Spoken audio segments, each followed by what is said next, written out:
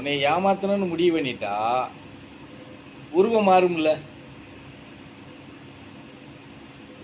ஆனால் அந்த விஷயத்தில் ஒரு அடையாளம் இருக்கும். அதை தான் நீ கண்டுபிடிக்கணும். எப்படி அதில் அந்த ஒரு அடையாளம் இருக்கும். அதை நீ கண்டுபிடிக்கலன்னு நீ ஏமாந்துட்டா நாங்கள் என்ன பண்ண முடியும்? புரியுதா நான் சொல்கிறது? என்ன மாதிரி இதுக்கு நீ இப்படித்தான் அப்படின்னு சொல்லி சவுகூர்பாவும் பவானியும் தான் கூப்பிட்டு கொண்டாந்து முன்னாடி உட்கார வைக்கணும். எத்தனை நாள் சவுகூர்பாவும் பவானி பதறி எந்திரிச்சிருப்பாங்க தெரியுமா? எந்திரிச்சு கட்டுக்கடியில் தேடுறதும் அந்த ரூமில் தேடுறதும், லைட்டை போட்டு ராத்திரி 2:30 மணிக்கு ஃபோன் பண்ணுவாங்க. சாமி இது என்ன இந்த கூத்து நடக்க அப்படிம்பாங்க. என்னையா நான் ஆசிரமத்தில் இருக்கியாம?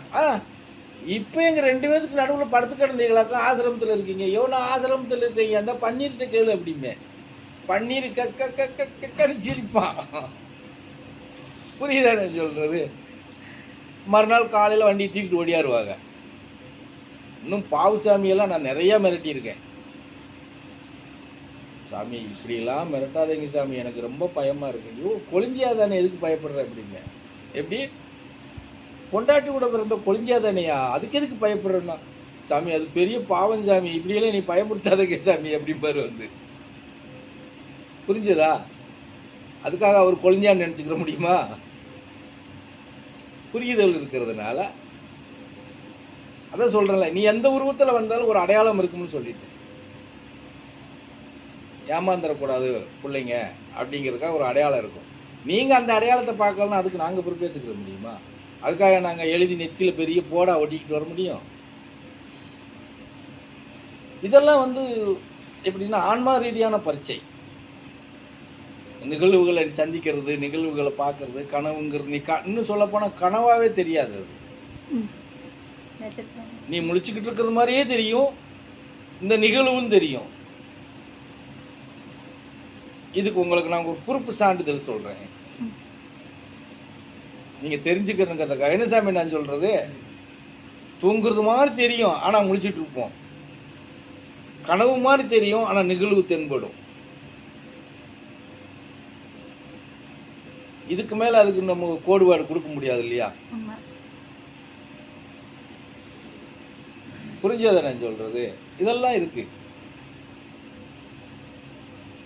அதான் நான் ஏற்கனவே சொல்கிறேன்ல, அடப்போங்க நான் எப்படியும் வாரத்தில் 2 நாள் நான் சுற்றி பார்க்க வரத்தான் செய்கிறேன். நீ என்ன லட்சணத்தில் வீட்டில் படுத்து கிடக்குன்னு எனக்கு தெரியுதுன்னு சொல்கிறேன் இல்லை? புரியுதா? நீ என்ன லட்சணத்தில் வீட்டில் படுத்து கிடக்குன்னு எனக்கு தெரியுது, இதில் என்ன நீ பெரியன்றது பேசிகிட்டு இருக்கேன்னு எத்தனை தடவை சொல்லியிருக்கேன் இல்லையா? அதுதான் நிகழ்வுகள் காரணம். அதை சொல்கிறேன் இல்லையா? கவனம் வந்துட்டால் எல்லா நாட்கள்லையும் எல்லா நேரத்துலையும் கண்காணிப்புங்கிறது இருக்கும்.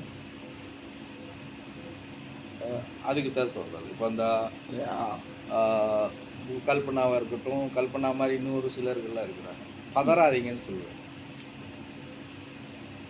எப்போ நீ இவன் மேலே நம்பிக்கை வச்சு பயணம் ஆரம்பிச்சிட்டியோ, நீ தங்கும் இல்லத்துக்குள்ளே நாங்கள் விஜயம் பண்ண ஆரம்பிச்சிடுவோம்.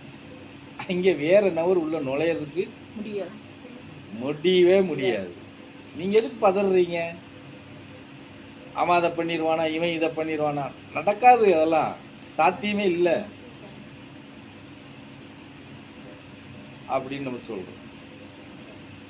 ஆனால் அந்த பல இதுகளில் வரும்போது அந்த நம்பிக்கையை நம்மள்ட்ட இருந்து களையிறதுக்கு, அந்த அவநம்பிக்கை களையிறதுக்கு கொஞ்சம் காலம் உங்கள்ட்ட நான் வந்து, என்னப்பா என்னாச்சு?